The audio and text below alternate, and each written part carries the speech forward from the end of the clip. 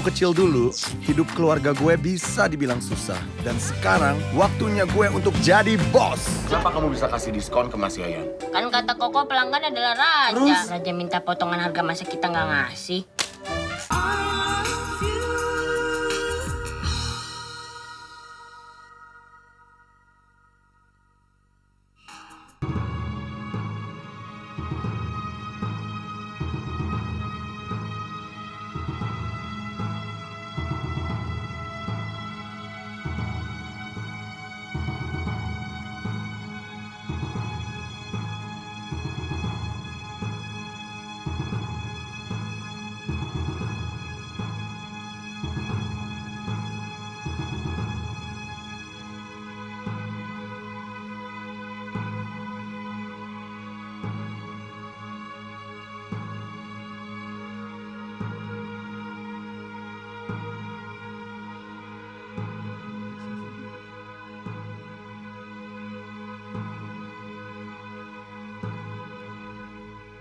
Dan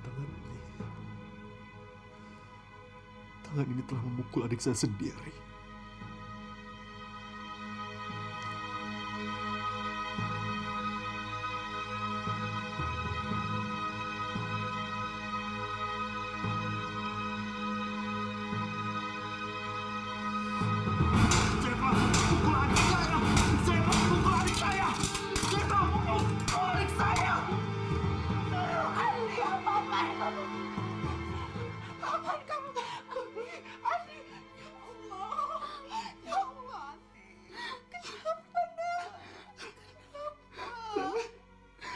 Saya telah menghukum tangan ini, Nak.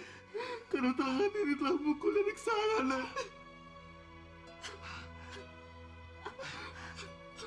Kamu ketemu sama adik kamu? Iya, Nak. Saya sempat ribut sama dia, Nak. Dan saya nggak tahu kalau dia itu adik saya. Dan saya sempat memukul dia, Nak.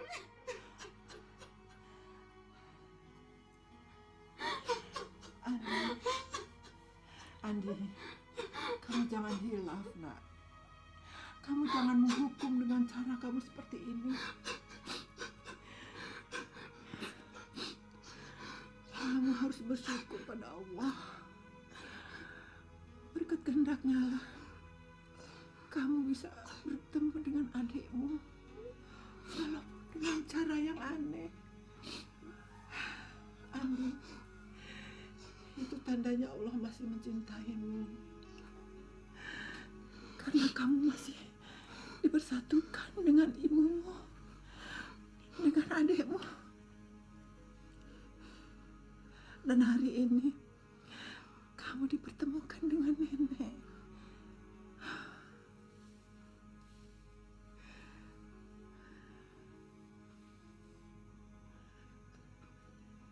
Ini benar.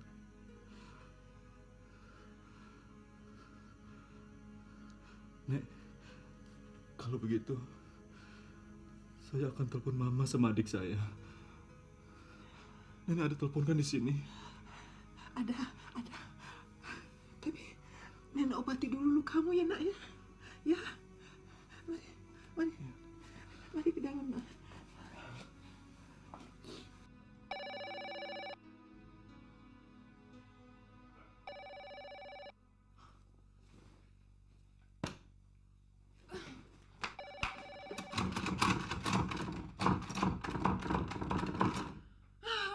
Pasti Tante Fonny yang telepon. Aduh, coba gue nggak matiin saluran telepon di kamar. Pasti sekarang gue bisa minta pertolongan untuk keluar dari kamar ini.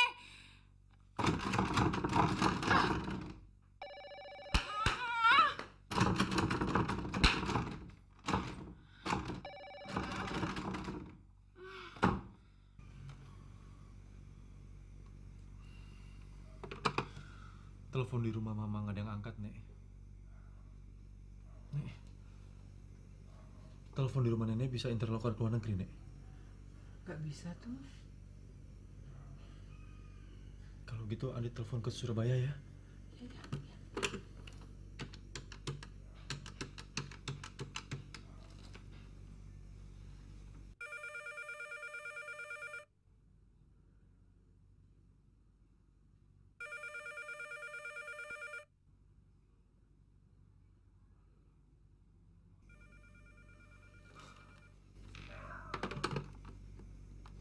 Telepon di rumah nggak ada yang angkat, Nek.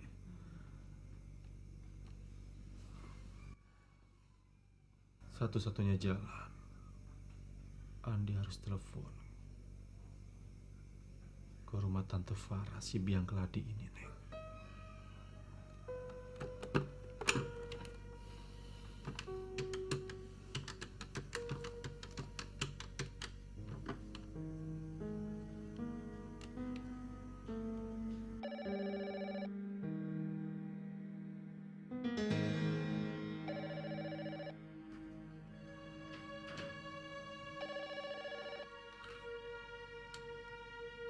Halo? Om Diki,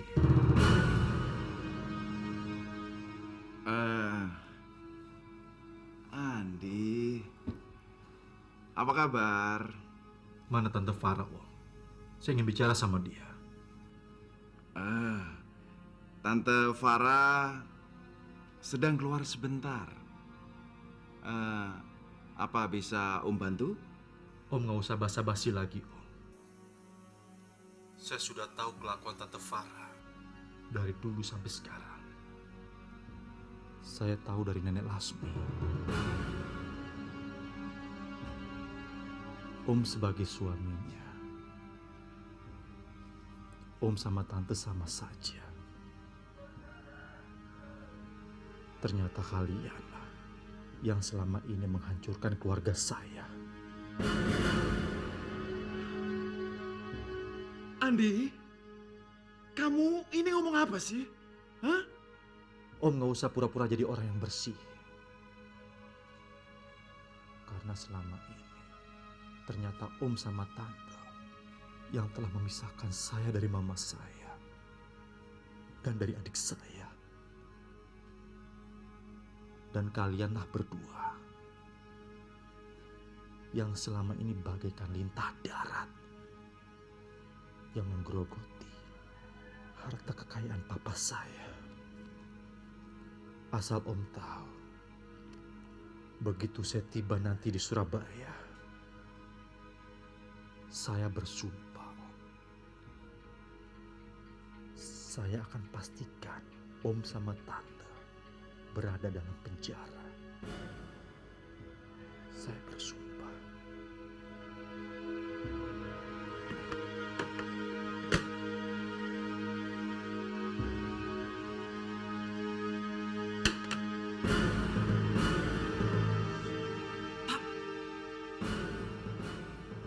Setan belang.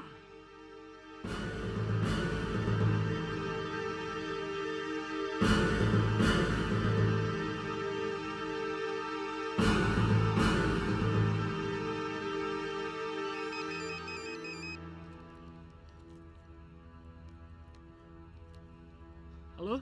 Argo, baru saja si Andi gila itu ketemu sama neneknya. Papa tuh dari mana, Pak? Barusan si Andi itu telepon papa. Dan tahu nggak? Dia sudah mengancam papa dan mamamu untuk dipenjarakan. Jadi apa yang harus kami lakukan, Pak? Argo, sekarang semuanya tergantung sama kamu. Kamu harus bisa bunuh Andi. Kalau sampai ia sampai di Surabaya, maka kita semua akan dijebloskan ke dalam penjara. Paham kamu? Hah? Paham, Pak. Papa nggak usah khawatir. Pokoknya Andi hanya akan pulang nama. Dan Argo jamin, malam ini juga, Andi akan menjadi santapan binatang liar. Argo, setelah kamu tutup telepon ini, buka mata kamu lebar-lebar. Karena setiap saat Andi pasti lewat di sana. Ngerti, Pak?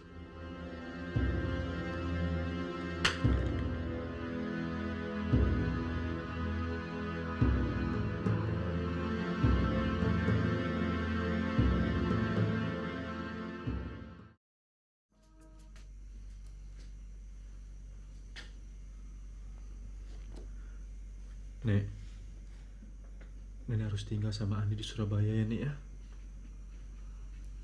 Sekalian Andi kenalkan sama istri Andi.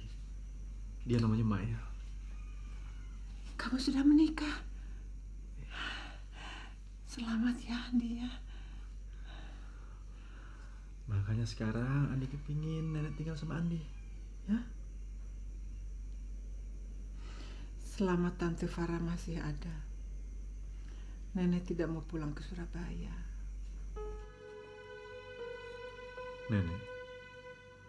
Nenek gak usah khawatir sama Tante Farah. Kan Nenek sudah dengar sendiri apa yang dibicarakan di telepon tadi, Nek.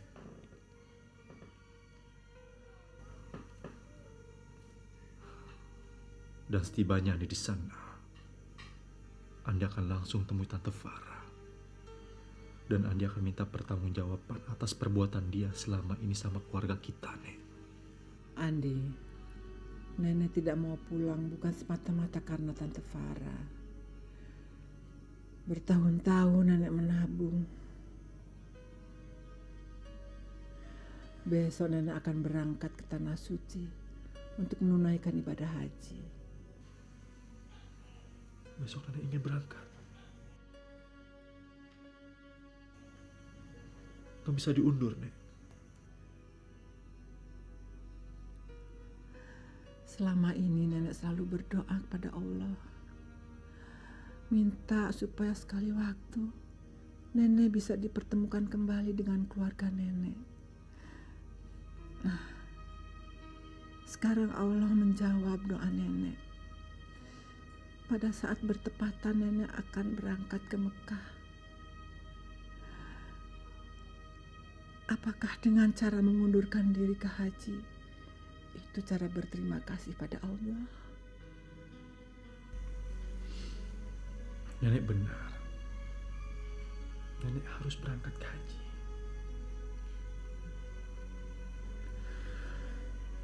Tapi Nek, kalau Nenek sudah tiba di Indonesia, Nenek harus tinggal sama Andi di Surabaya.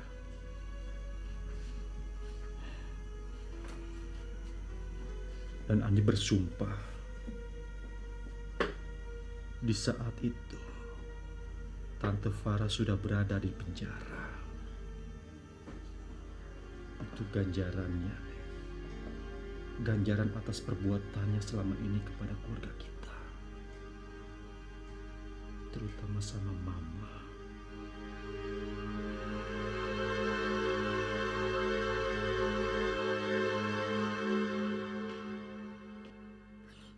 Tante Foni datang. Tante Foni.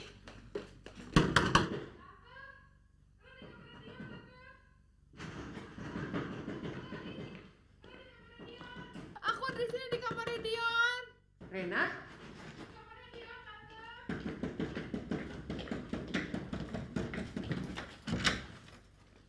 Rena ngapain di kamar Dion? Dion pergi, Tante. Apa? Tante kan udah suruh kamu jagain dia. Maaf, Tante. Katanya dia harus ke Surabaya. Dia harus menenangkan Mayang. Soalnya ibunya Mayang baru meninggal. Meninggal? Kenapa kamu kasih pergi, Ren? Tante kan udah suruh kamu jaga dia. Rena udah berusaha, Tante, mencegah supaya Dion nggak pergi. Cuma dia bersikeras. Waktu Rena mencegah dia supaya nggak pergi, dia malah mendorong Rena ke tempat tidur. Terus Rena dikunciin di kamar. Apa? Rena dikunciin di kamar, Tante. Dia tega gitu sih sama kamu?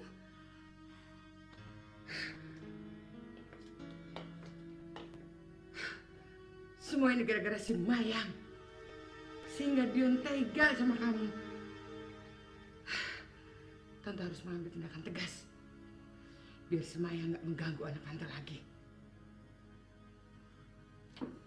Bener, Tante. Pokoknya Tante harus berusaha supaya Dion jangan berhubungan lagi dengan Mayang. Sebelum Mayang merusak seluruh kepribadian Dion, Tante. Rena tahu alamat yang dituju Dion di Surabaya? Tahu, Tante. Tepatnya di Rumah Sakit Dr. Sutomo di Wisma Cepaka. Rena tolongin Tante ya. Rena jaga rumah karena Tante akan segera ke Surabaya. Tante akan pastikan supaya Dion meninggalkan Mayang selamanya. Ya? Tolong Tante ya, sayang. Iya, Tante.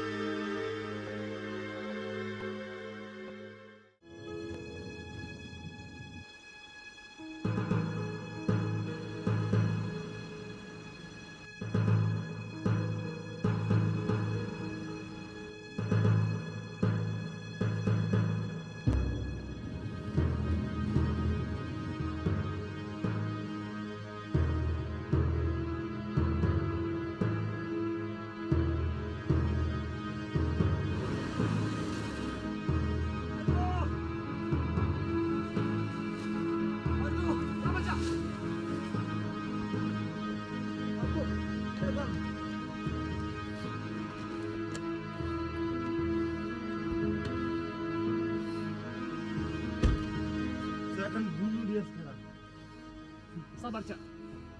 Saya harus membalas dendam dulu terhadap apa yang udah pernah dilakukan terhadap saya.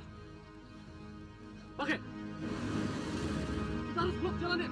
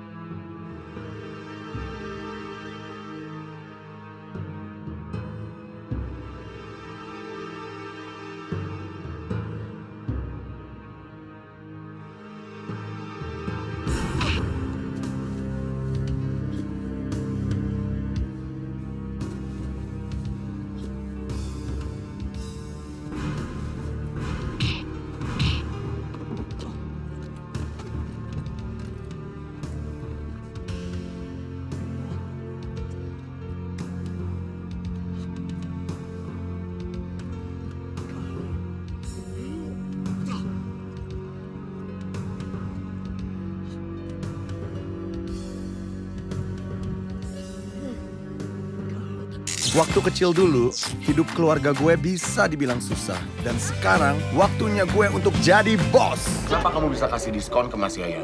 Kan kata Koko pelanggan adalah raja. Raja minta potongan harga masa kita nggak ngasih.